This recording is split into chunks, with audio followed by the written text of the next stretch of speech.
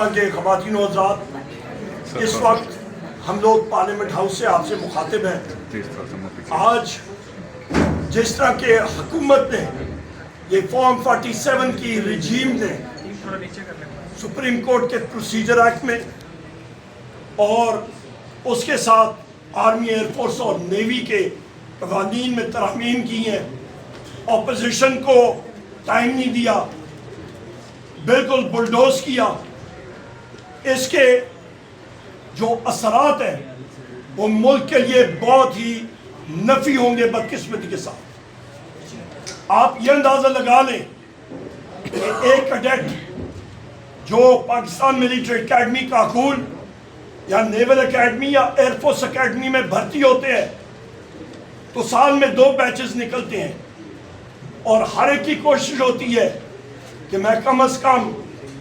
3 star general یا air marshal یا پھر آپ کے نیوی کے ایڈمرل بنوں۔ اس وقت یہ توسیع کرنی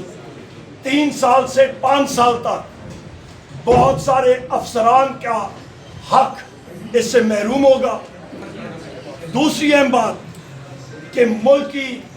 اور دنیا کی جو ٹیکنالوجی ہوتی ہے وہ بہت جلدی سے چینج ہوتی ہے، تبدیل ہوتی ہے۔ جو سربراہان مسلح افواج ہوتے ہیں ان کا اور ان کے نیچے جو کمانڈرز ہیں ان کے درمیان کمراڈری ہونی چاہیے، وہ گیپ زیادہ بڑا نہیں ہونا چاہیے، کلوز ہونے چاہیے، ان کی تھنکنگ پروسیس ہونی چاہیے صاف ستھری۔ لہٰذا حکومت نے جو فارم 47 کی شہباز شریف کی رجیم ہے، انہوں نے جو اس وقت مسلح افواج کے سربراہان کے دور نوکری میں جو توسیع کی ہے، انڈیویجولز کو سائٹ پہ، انفرادی طور پہ ان کو سائٹ پہ رکھیں،